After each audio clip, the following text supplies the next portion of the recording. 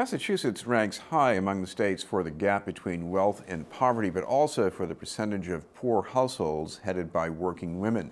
Those recent findings have resulted in more attention to what's needed for helping more families break the cycle of poverty.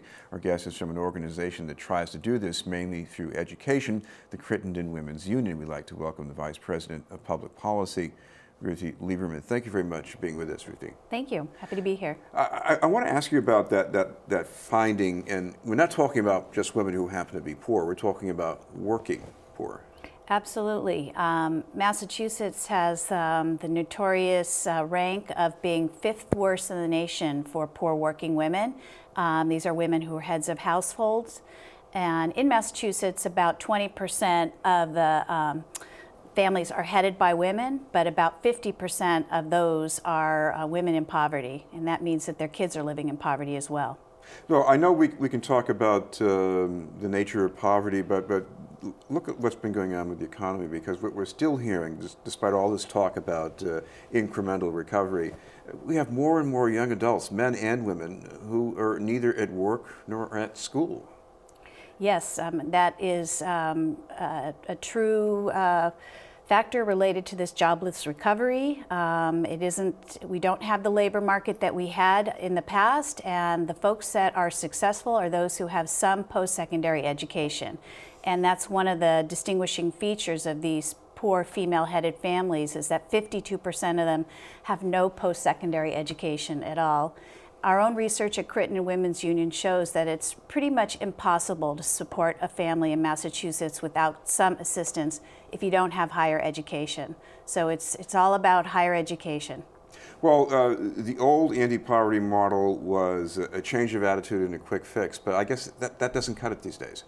Absolutely not. Today's poverty is not the poverty that folks think about. Today's poverty is really about not having the skills and the ability to compete in the 21st century workplace, and those require technical skills. Not necessarily everyone requires post-secondary education, but even the jobs of yesterday that you could get on a high school diploma do require ability to use technology, ability to read blueprints, higher level math, and these are all skills that are beyond the high school level.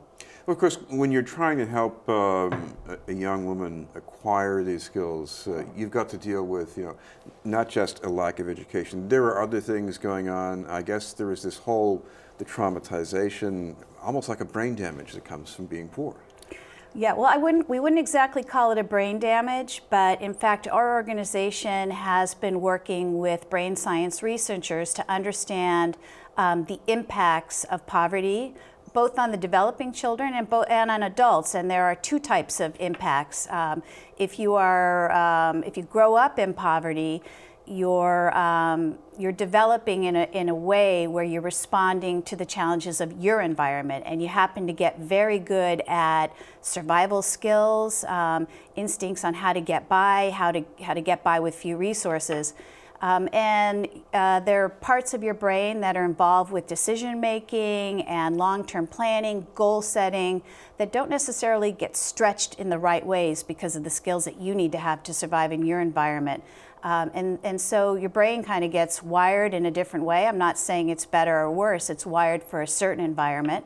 Whereas if you're growing up with all the things that you need, the safety, the ability to think, have forward thinking, think about the future, you develop stronger skills in executive functioning, decision making, communication skills, and these are all the 21st century skills that are essential in the workplace. And so some folks call that the toxic stress of poverty. It also has implications in adulthood. If you're a mom and you're worried every single day about putting food on your table, how are you going to pay for the heat?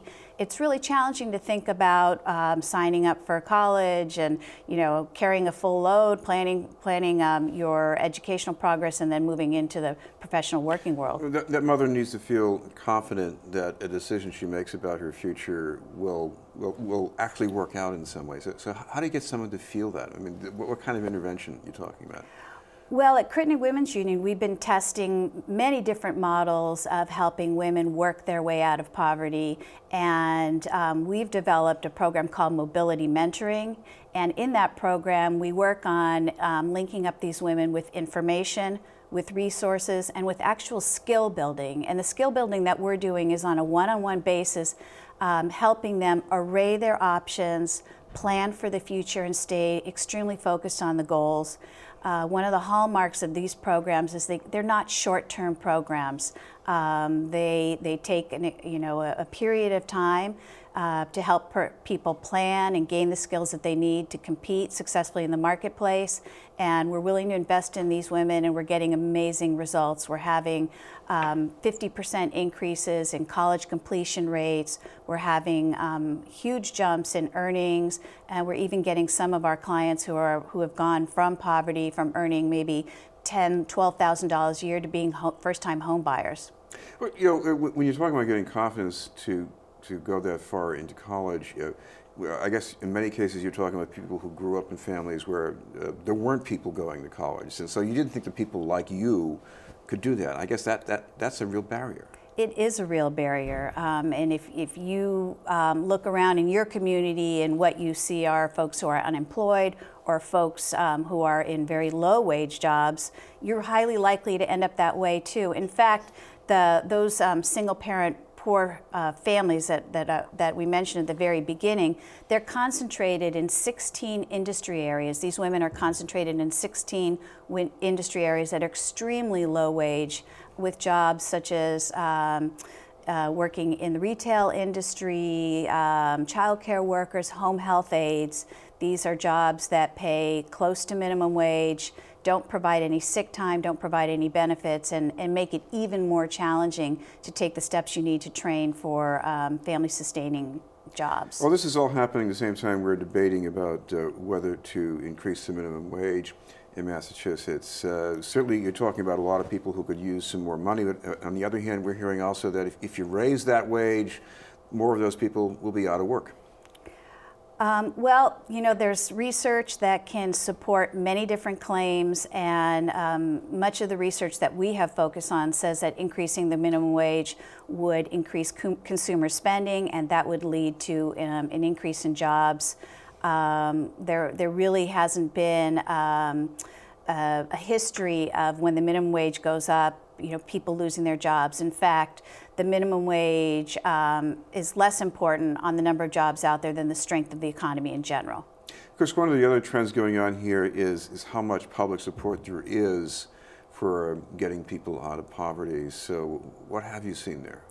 Well, when you poll the general public about poverty, I would say there isn't a tremendous amount of interest. But when you talk about wage inequality, or when you talk about economic security, those are very popular terms. And I think economic security is something that's on the minds of many middle-class families these days. Well, of course, public spending is another story, too. That has not been going in the right direction, I guess.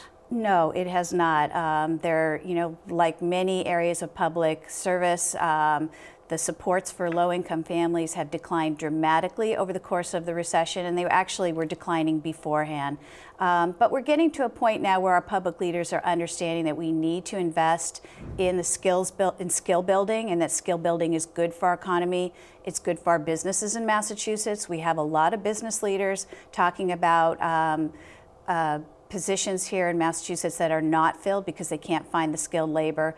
And there are you know, many public officials who are really calling for a greater investment. And in fact, public higher education has seen some good increases over the last couple of years here in Massachusetts. Thank you very much for being with us.